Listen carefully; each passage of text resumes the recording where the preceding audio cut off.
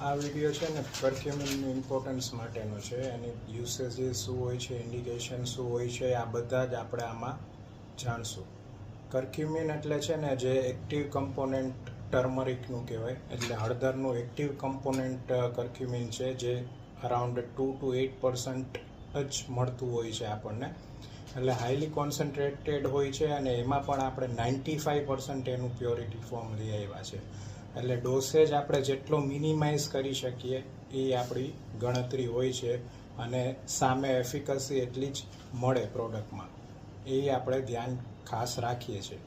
હવે યુઝેજીસમાં જોઈએ આપણે કર્ક્યુમિનના તો ઘણા બધા છે. એન્ટી ઇન્ફ્લેમેટરી છે, એન્ટી ઓક્સિડન્ટ છે, ન્યુરોપ્રોટેક્ટિવ છે. કોઈ પણ જટિલા રોગ જે જૂના આપણને મટતા ન હોય એ આનાથી મટતા હોય છે જનરલી. એન્ટી કેન્સરમાં પણ સુપરવિઝન પ્રોપર